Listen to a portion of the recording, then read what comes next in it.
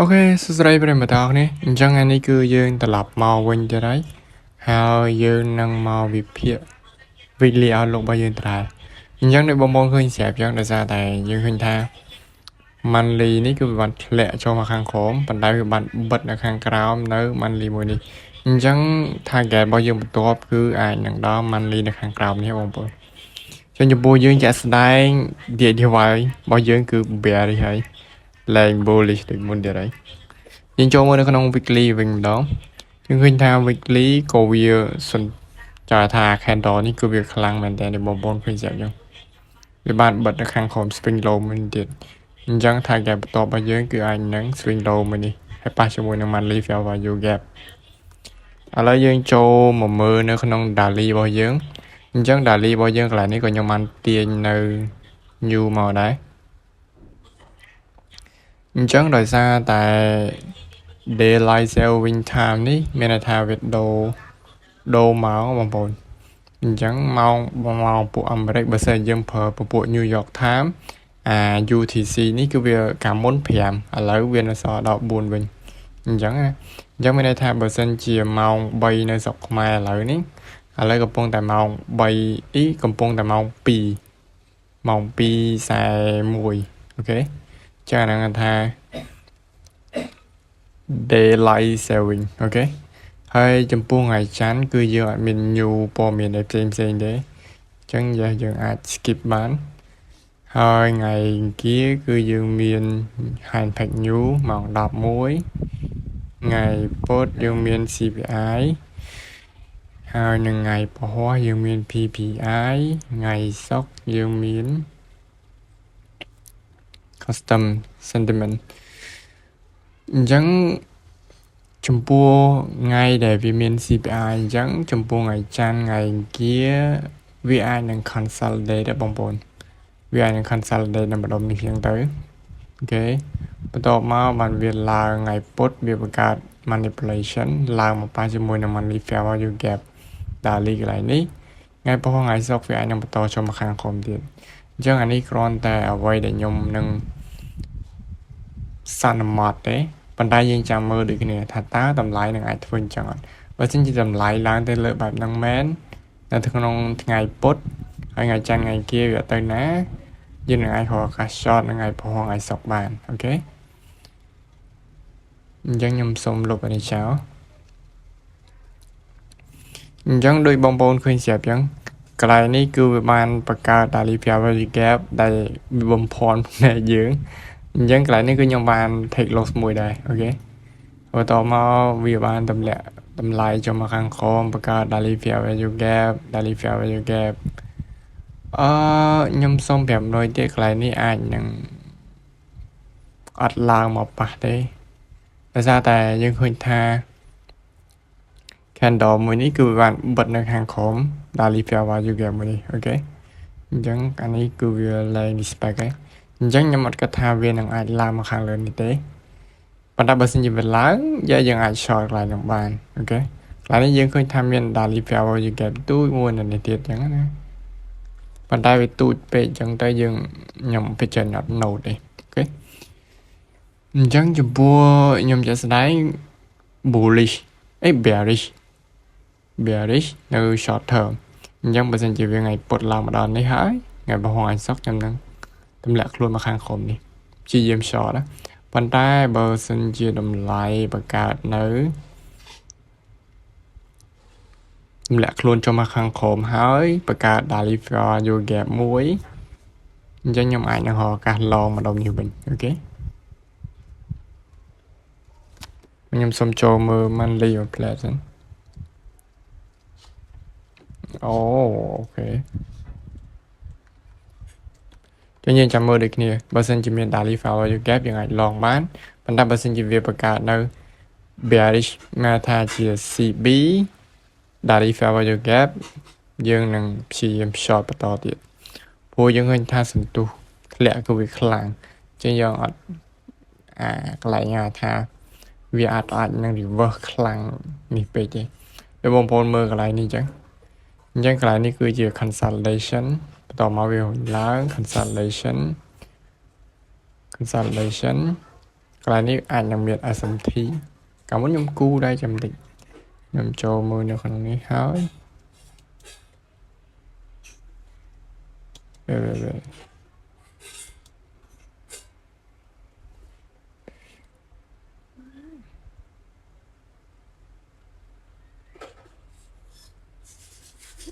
អានេះចេញទៀតណា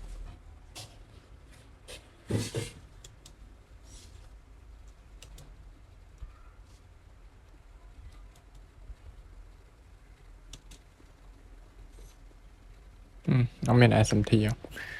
ចឹងចំពោះខ្ញុំគឺនៅតែ bearish ចឹងអូខេ bearish គឺវាទំនោរខ្លាំងជាង bullish ចឹងឥឡូវយើងចូលទៅ euro របស់យើងចឹងបើសិនជាពពួក DJY របស់យើង bearish យើងអាចកលេចមកមើល euro របស់យើងគឺ bullish វិញពពួក euro ឬក៏ពពួក pound này ហ្នឹងគឺសិតតែយើងដូរទិសដៅវិញចឹងដូចបងប្អូនឃើញស្រាប់ចឹងកន្លែងនេះគឺវាបង្កើតនៅ monthly fair value gap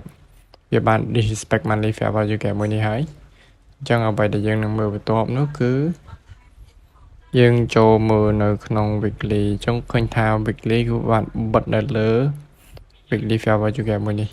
ចឹងមានថាកន្លែងនេះគឺវា strong មែនតើហើយឥឡូវយើងចូលមើលនៅក្នុងនេះគឺយើងមាននៅ daily fair value gap មួយយើងឃើញថាវាបាន respect daily fair value gap មួយនេះចឹងយើងអាចមើល daily fair value gap មួយនេះដើម្បី long បានអូខេប៉ុន្តែជាស្ដែងបើជាទូទៅយើងឃើញថា pound គឺវា bullish ជាង euro អញ្ចឹងអានេះចំពោះខ្ញុំគឺ euro នៅតែ bullish ចឹងប៉ុន្តែបើសិនជា pound គឺវាល្អជាងបងប្អូនឃើញ pound នេះព្រោះថាបើសិនជាខ្ញុំសូមឲ្យមើលតិចបើសិនជាយើងមើលពពួក euro ជាមួយនឹង pound ប្រែពីនឹងចូលគ្នា wait euro ហើយ GBP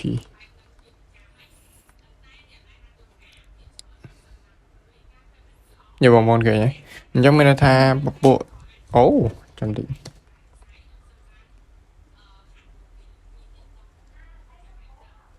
ចូលមើល weekly អូ euro ឡើងហើយតាអូខេ euro វាខ្លាំងវិញហើយចឹងកន្លែងនេះយើងអាចសន្មតថា euro ក៏ខ្លាំងហើយ pound យើងគឺជាង weak ជាង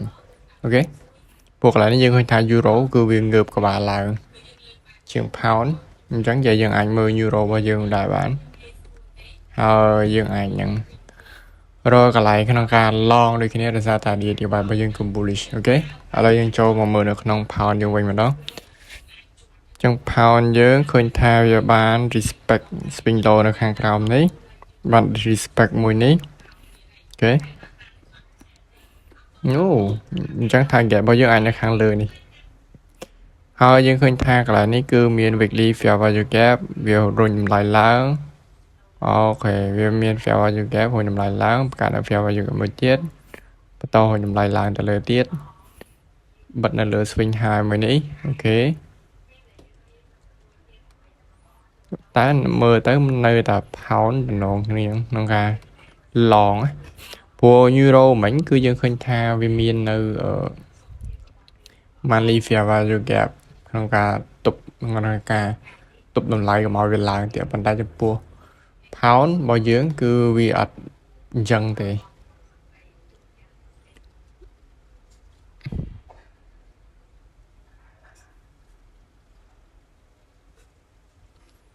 ចំ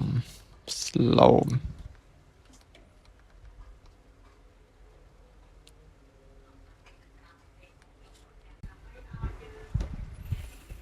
ចឹងយើងឃើញថាក្នុងនេះគឺមាន pound ដែលវាខ្ញុំសុំនេះមួយសិនក្រោយយើងមាន pound daily fair value gap មួយដូចគ្នាអូខេអញ្ចឹងយើងអាច long pound បានដូចគ្នាអូខេតែយើងចាំថ្ងៃពុធចាំវាចេញញូថ្ងៃពុធហើយសិនព្រោះដោយសារតែថ្ងៃពុធនេះគឺវាអាចនឹង manipulate ខ្លាំងដូចគ្នា ចឹងឥឡូវយើងចូលមើលទៅ OCD វិញម្ដងដោយសារតែ DDY របស់យើង bearish ចឹងពពួក OCD ជាមួយនឹង NCD USD នេះគឺវាចង់ដូរទិសដៅវិញហ្នឹងអូ monthly គឺកន្លែងនេះគឺស្អាតមែនតើបងប្អូនមួយនេះក៏ខ្ញុំជាយាម short ដែរប៉ុន្តែវាអត់មានត្រូវ set up ហើយបើសិនយើង short stop loss យើងឆ្ងាយពេកអញ្ចឹងវាអត់វិញ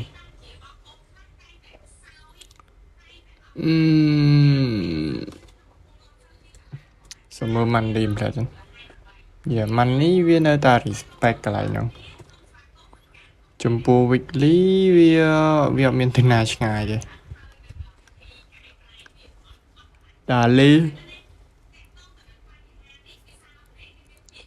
daily យើងមាន daily fair value gap ផ្នែកនេះពីគាត់នៅបង្កើត daily fair value gap ផ្នែកនេះទៀត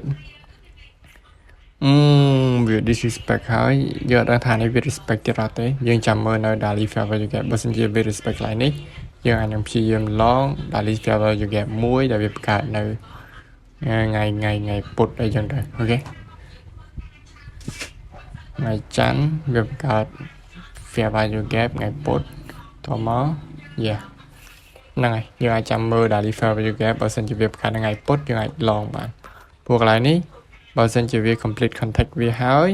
វាបង្កើតនៅ daily fair value gap នៅខាងលើវាថាជា BC អញ្ចឹងយើងអាចព្យាយាម long បានអញ្ចឹងយើងធ្វើអីដែលវាទៅតាមនេះបងប្អូនទៅតាម DDY ហើយចំពោះ NCD ក៏ដូចគ្នាដែរវាអត់មានខុសគ្នាអីប៉ុន្មានទេដោយសារតែ NCD យើងឃើញថាវានៅក្នុង pair វាខុសគ្នាទៅ price action នេះតែចំពោះ candle គឺវាស្ទើរតែគ្នាជាមួយនឹង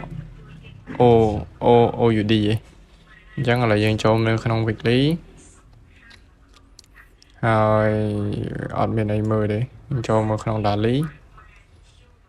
អញ្ចឹងដូចគ្នាអញ្ចឹង daily បើសិនជាកន្លែងនេះវាបង្កើតនៅ daily fair value gap មួយហើយវាបាន respect វាហួយតម្លៃឡើងទៅលើវាបង្កើតនៅ daily fair value gap មួយទៀតយើងអាចធ្វើការ long បានដូចគ្នាអូខេយើងធ្វើការលុបនេះចោលអូខេនេះបើសិនជាវាបង្កើត daily fair value gap កន្លែងនេះមួយទៀតនេះបើសិនជាវាបង្កើតកន្លែងនោះមួយទៀត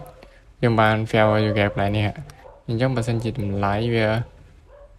ធ្លាក់ចូលមកខាងក្រោមយើងអាចរកឱកាស long ឡើងទៅលើវិញបានទៀតអូខេអញ្ចឹងអាហ្នឹងគឺវាមានប៉ុណ្ណឹងអូខេឥឡូវយើងចូលទៅ pair មួយទៀតរបស់យើងគឺ C cat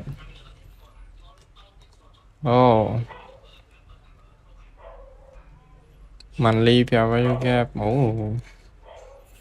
កន្លែងក៏វាមើលទៅតំណងណាវាទៅពពួកតាមពិតណាការពីសប្តាហ៍មុនណាគឺវាមើលទៅ perfect ហ្មងគាត់ថាថ្ងៃច័ន្ទថ្ងៃគៀនគឺវាអត់ស្របទៅតាម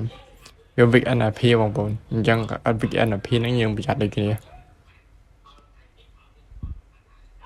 កន្លែងនេះ rejection ទៀតស្អាតមែនតែដូចនិយាយអញ្ចឹងយើងមិនមែន master ទេយើងឡា ICT ក៏មិន master ដែរគ្រូគាត់ថាអ្នក master វាចឹង market ហ្នឹងឯងបងប្អូនមានណាទៀតយើងអាច predict outcome ថាវានឹងទៅលើទៅខំហើយចាត់យើងអាច predict បានប៉ុន្តែយើងអាចជាឬក៏គ្រប់គ្រងវាឲ្យវាទៅតាមយើងបានណាអញ្ចឹងអត់មានគេគ្រូទេអញ្ចឹងអានេះមានតែ master គឺមានតែ market ទីផ្សារហ្នឹងហើយអូខេឥឡូវយើងមកមើលនេះយើងមកវិញគឺយើងឃើញថាមិញ monthly របស់យើងផ្លិចកន្លែងនិយាយនេះវា monthly របស់យើងគឺអត់មាននៅអីមើលច្រើនទេយើងចូលមកនៅក្នុង daily កន្លែងគឺបាន disrespect daily fair value gap នេះបាត់ហើយនេះ complete contact វា complete contact វាបានវាចំខាងក្រោមអញ្ចឹងក្នុងនេះដោយសារតែ DDY របស់យើង bearish យើងអាចនឹងចាំមើល fair value gap daily fair value gap ហើយ short ចូលមកខាងក្រោមយក swing low បានអូខេឥឡូវយើងចូលមើលនៅក្នុង CHF របស់យើងវិញម្ដងអញ្ចឹង CHF របស់យើងកន្លែងនេះក៏ស្អាតដែរបងប្អូន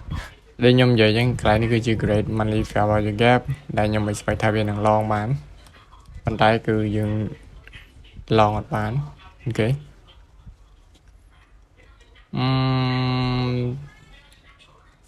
ចូលមើលក្នុង Dali អូខេនេះអញ្ចឹងខ្ញុំសុំកន្លែងនេះបង្កើតនៅ Fair Value Gap មួយវាបានបិទនៅខាងក្រោម Fair Value Gap មួយនេះឃើញទេពេលវាបានបិទនៅខាងក្រោម Fair Value Gap មួយហ្នឹងយើងអាច short នៅក្នុង4 hour បានអូខេដោយសារតែកន្លែងនេះគឺជា breakaway gap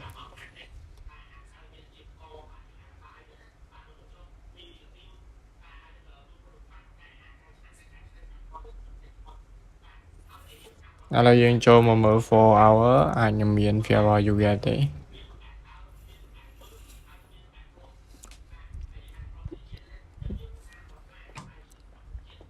តែ4 hour វាបើកម៉ោងខុសអូវាដូរម៉ោងហើយដែរ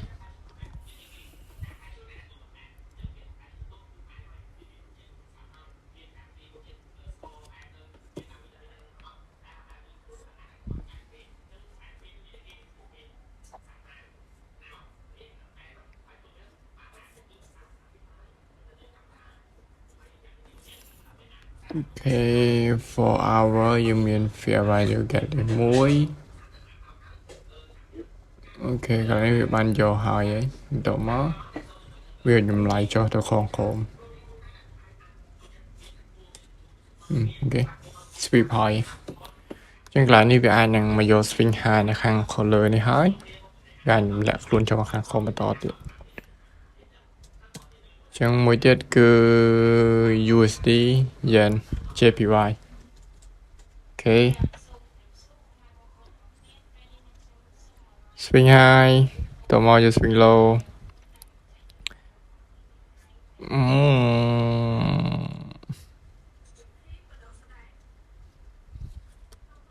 ចូលមើលនៅក្នុង weekly អូខេអូ support weekly fair value gap oh my god អូខេអញ្ចឹងយើងអាចចឹងវាបានប៉ះជាមួយនឹង weekly fair value gap មួយនេះហើយចឹងអ្វីដែលយើងនឹងមើលបន្តទៀតថាតើវាចុះទៀតអត់គឺយើងអាច predict នៅក្នុង daily time frame បានចាំក្នុងនេះបើសិនជាយើងមាន daily fair value gap អូយ៉ាមានដែរ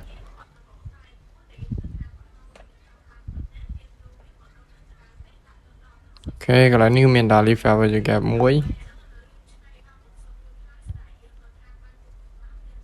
ហើយយើងអាច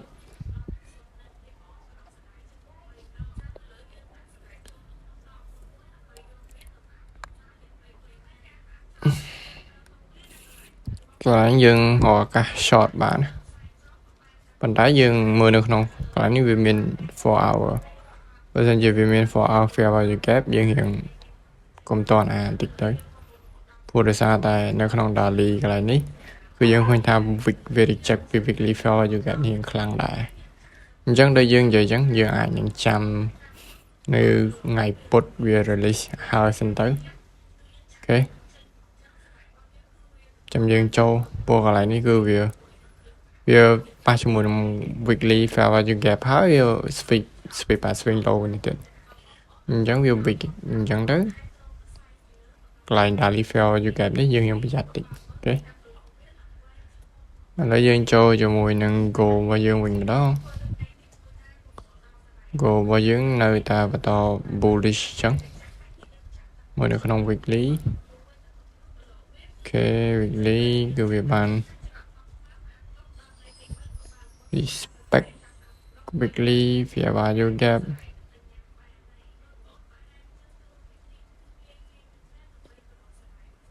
target របស់យើងគឺនៅខាងលើនេះ wait អូកន្លែងនេះគឺវាបានហើយហ្នឹងដូចមើលបងប្អូននេះអញ្ចឹងមានន័យថាកន្លែងនេះ weekly fair value wait ខ្ញុំចូលមើល daily មួយសិន ព្រោះ candle មួយអញ្ចឹងយើងអត់ដឹងថាវាចុះក្រោមហើយវាទៅលើឬក៏វាឡើងលើមិនចុះក្រោមអញ្ចឹងយើងតចូលមើលនៅក្នុង lower time frame សិន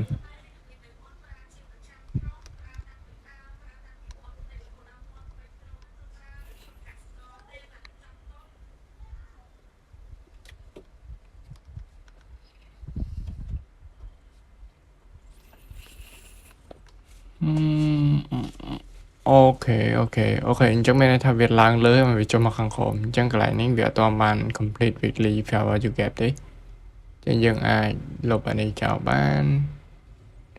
ហើយនឹង target របស់យើងគឺនៅខាងលើនេះ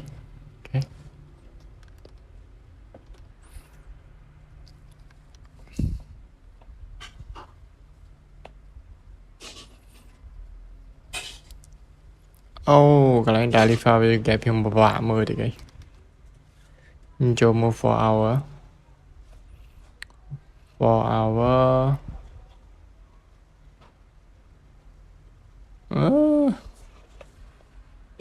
hour ក៏ពិបាកមើលដែរកន្លែងវាបើសិនជាវា swing low វាបង្កើតនៅ fair value gap 4 hour យើងអាចឡងបានហើយយក swing high នេះបានអូខេ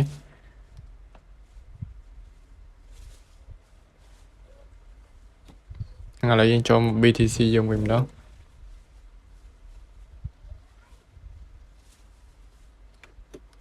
BTC USDT ហ្នឹងមិនចេញដល់ថ្ងៃអាទិត្យ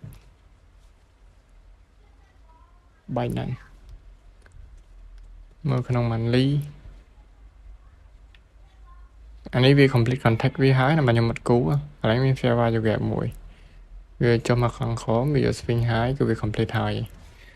អញ្ចឹងឥឡូវយើងចូលមកក្នុង weekly កន្លែងនេះវាអត់កើតទេយើងចូលមកក្នុង daily អូខេយើងកន្លែង daily កន្លែងនេះយើងអាចនឹងការ short បានណាយើងចាំមើលតម្លៃឡើងមកលើប៉ះជាមួយនឹង daily fair value gap ហើយចាំយើងធ្វើការ short ហើយ target របស់យើងគឺអាចនឹងដាក់ swing low កន្លែងទៅ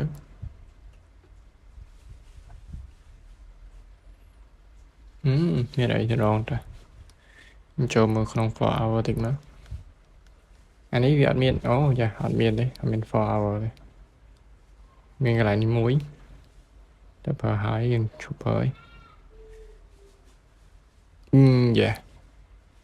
ចឹងអានេះអត់មាន 4 hour វាអាចនឹងឡើងមក sweep យក liquidity ខាងលើទាំងអស់នេះហើយបានបន្តធ្លាក់ចូលមកខាងក្រោមនេះវិញចឹងយើងអាចដាក់ alert កន្លែងនេះមួយទៅចឹងដល់ពេលដែលវាឡើងប៉ះកន្លែងនេះយើងអាចធ្វើការ short បានណាគេអញ្ចឹងខ្ញុំគិតថា weekly outlook របស់យើងគឺមានតែប៉ុណ្្នឹងទេហើយចំពោះ recap មកវិញគឺ day divide របស់យើងគឺ bearish ហើយ pair ដែលជាមួយនឹង day divide ឧទាហរណ៍ថាបើសិនជា day divide ជា best pair មានន័យថា pair ដំបូងគេវា bearish ដូចគ្នាប៉ុន្តែបើសិនជាវាជា quote pair ទី2វានឹង bullish អញ្ចឹងណាអូខេអញ្ចឹង BTC របស់យើងគឺ bearish ហើយ goal របស់យើងគឺ bullish អញ្ចឹងអរគុណបងប្អូនច្រើនជួបគ្នាវីដេអូក្រោយបាយបាយជំរាបលា